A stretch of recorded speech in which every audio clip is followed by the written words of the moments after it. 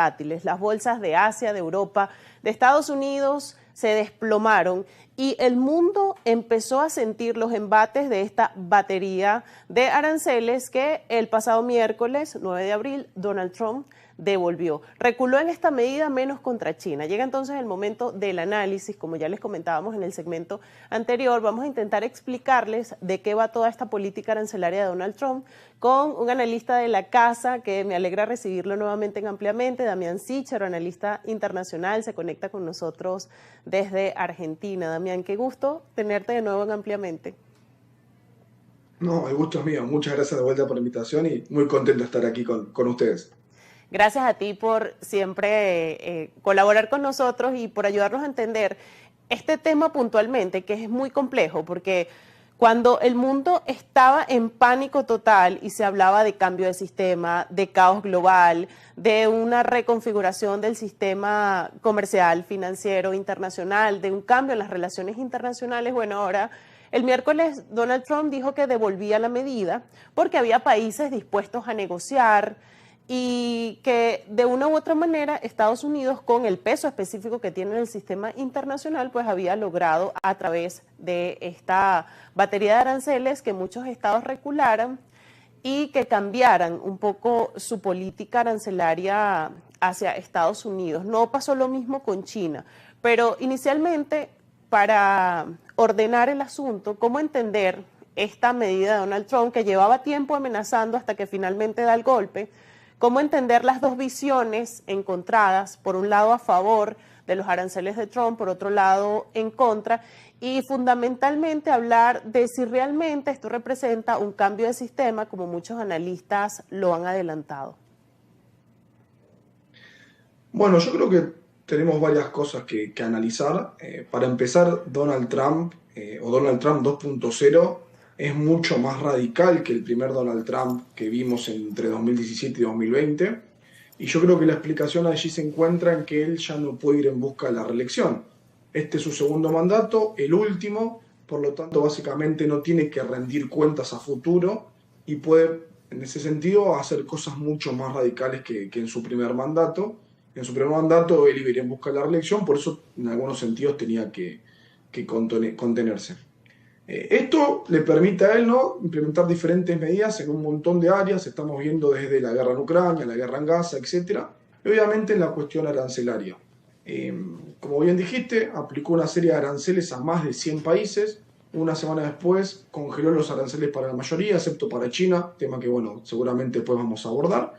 Pero no termina de quedar bien en claro qué es lo que él está buscando con esta estrategia. Yo creo que por un lado, él siente que Estados Unidos tiene un déficit comercial y un déficit interno muy importante, y una manera de recaudar más dinero es subiendo aranceles. En vez de subirle impuestos a la propia población norteamericana, que pondría, digamos, de muy mal humor a la propia población, él lo que puede hacer es subir aranceles y de esa manera empezar a recaudar y tener más dinero para otro tipo de políticas que quiere implementar internamente. Pero definitivamente su gran objetivo es reformar, ¿no?, de alguna manera el sistema económico, comercial, financiero, internacional. Durante mucho tiempo este orden liberal fue muy positivo para Estados Unidos, principalmente mientras que era, digamos, esa famosa hegemonía, ¿no?, que no vamos a decir dominaba el mundo, pero sí era el país con más poder indiscutiblemente. Pero bueno, a medida que Estados Unidos ha ido perdiendo poder, mantener este tipo de sistema internacional le conlleva costos muy importantes, costos que definitivamente poco a poco no va a poder afrontar. Y la mejor manera de esto es intentar justamente cambiar este sistema. Cuando decimos cambiar el sistema, Estados Unidos hoy en día están yendo en contra de uno de sus principales aportes, que es la creación de la Organización Mundial del Comercio. Eh, Donald Trump cree, o pero mejor dicho, ya no cree en el multilateralismo, no cree en las reglas comunes internacionales, sino que apunta a una especie de convivencia internacional donde los acuerdos comerciales se resuelvan entre dos actores nada más, negociaciones bilaterales.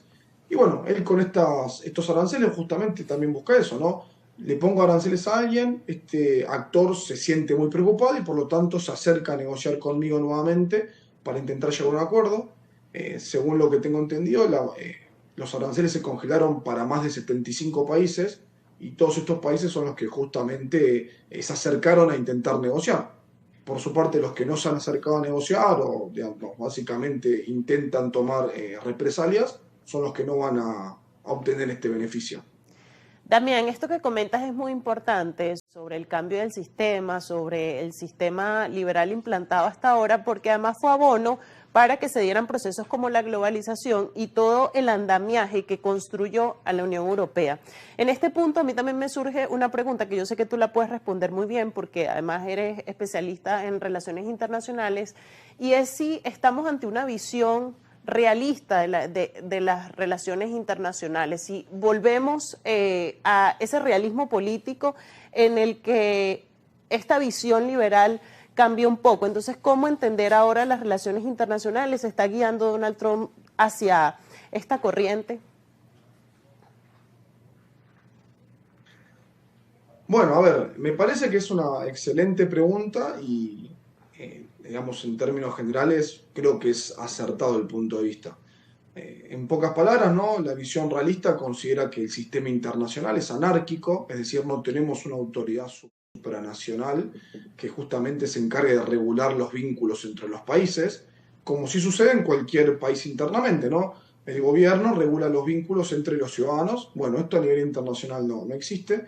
Por lo tanto, al considerar que el mundo es anárquico, automáticamente se cree que vivimos en un mundo de autoayuda, es decir, los países dependen de sí mismos para sobrevivir. Durante mucho tiempo, Estados Unidos creyó todo lo contrario, creyó que se podía llegar a fomentar la cooperación internacional, a vivir pacíficamente entre todos los países, digamos, un mundo básicamente de cooperación internacional y de buena voluntad basado en reglas. Pero poco a poco parece que Estados Unidos se ha dado cuenta que eso no es viable, o es viable mientras que un país pueda mantenerlo. Y acá voy a retomar un poco el hilo de la respuesta anterior. Mientras que Estados Unidos tuvo el poder suficiente para mantener este orden liberal, asumió los costos y asumió el riesgo, poco a poco se ha dado cuenta que se sobreexpandió en sus capacidades, es decir, ha intentado abordar muchas más cosas de las que realmente podía. Eso hoy en día le está llevando a pagar importantes costos. Y bueno, ante esta situación donde ya no tiene el poderío que tenía hace muchos años, la mejor solución es retraerse, volver a refugiarse en sí mismo para únicamente encargarse de los asuntos que realmente son de preocupación, digamos, de vital preocupación para Estados Unidos.